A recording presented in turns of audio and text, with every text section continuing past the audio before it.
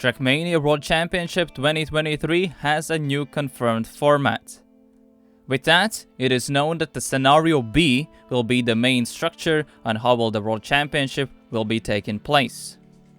In this video, I'll go over the main dates, main format details, and I'll pass it down to my past self to explain how does the Scenario B will actually work in practice. Trackmania World Championship is acknowledged as the most prestigious tournament within Trackmania. It is the tournament that decides who are the best players and best teams within the game. Trackmania World Championship this time around is the end of the World Tour circuit.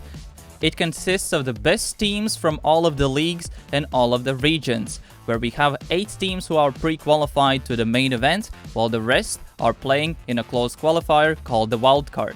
Additionally, there is gonna be an open qualifier where everyone can take part, or the teams who did not qualify to the wildcard stage. The last chance qualifier is gonna be an open tournament where you can sign up. It's gonna be taking place on September 9th to 10th. The second stage, or the closed qualifier, or called as the wildcard, will be taking place from mid-September till the end of October. During this format stage, where the teams will be able to reschedule the matches and adjust so they're comfortable for their time zone. So the specific time zone where each match will be played is not known just yet. With the confirmation that the main event Scenario B is going to be played, the main event is going to be separated in 2 phases. The main event phase 1, or the top 16, and phase 2, the top 8. Top 16 is going to be played fully online. It will be taking place during October. Main event phase 2 will be taking place in person, and it will be taking place during November. For the big specific details on how will the format work and how it will be done, I'll pass it down to my past self. Additionally, I highly recommend for you to check out the full video where I explain the small details of how will the full World Championship format will be done.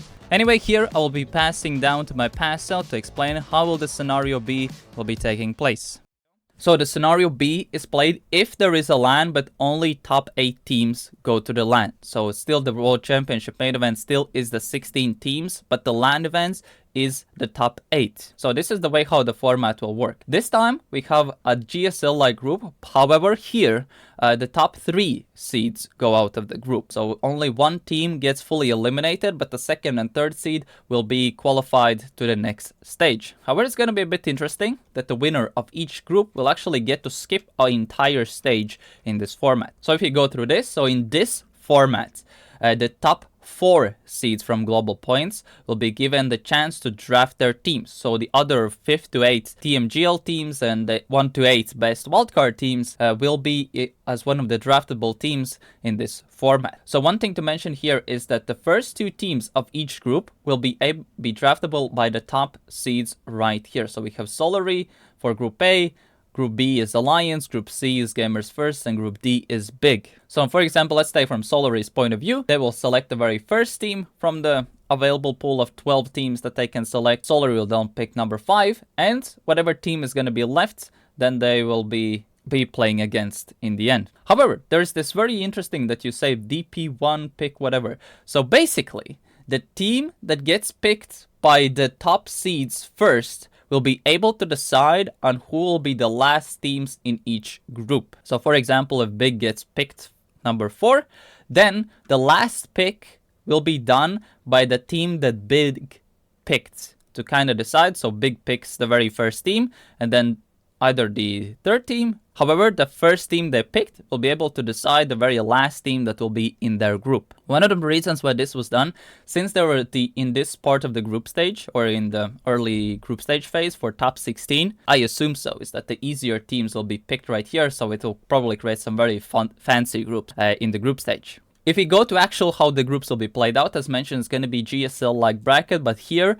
the top 3 teams out of each group will go through. One thing important right here is that the winner of the upper bracket qualifies to a final stage. There's going to be a middle stage right here, but the final stage is top 8. If the teams who are in lower brackets, they will have to play another stage that's going to be afterwards. So there's going to be a bit of a break, I would say, to the teams who qualify from the uppers. This is basically to guarantee them if you basically go through as the first seed in your group to give a pretty nice advantage of doing so as a very solid reward to solidify you as a top 8 team right from the get-go. The rest of the teams will have to go through the losers bracket. There's going to be a seeding match as well. So there's going to be an elimination match where the bottoms, both loser teams will be play here.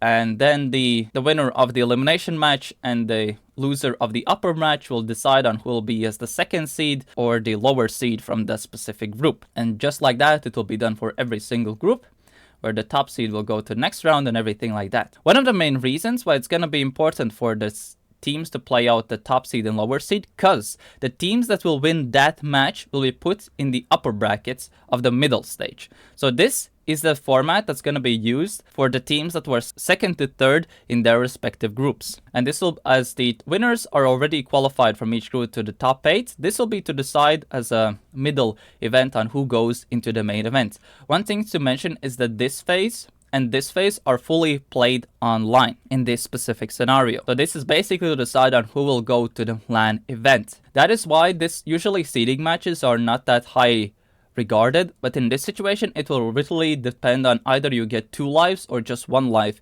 in the qualification tournament for the main, or more like a last chance qualifier for the main event. So the way how this will work, that on the uppers we have the Group A second place playing against Group D second place, and Group B's against Group C second place. While their third place teams basically have to do a single elimination gauntlet, which I feel like is you definitely want to be as the second seed if you do not manage to go through the top of your group in this format. So one thing right here is going to be done, that this will be fully played out as a full double elimination. So these right from the get-go are elimination matches, same as right here. The matches right here are going to be used as for seeding for the final stage. So this will be the team that will be eliminated here will be seed number 4, here will be seed number 3, and the winner of this event or the middle stage will be seed 1 or seed 2. So from this pre-event or like this middle stage, 4 teams will go out of this. The reason why such a middle stage is used is basically have a proper setup to understand who are the 8 best teams in this tournament. So there's a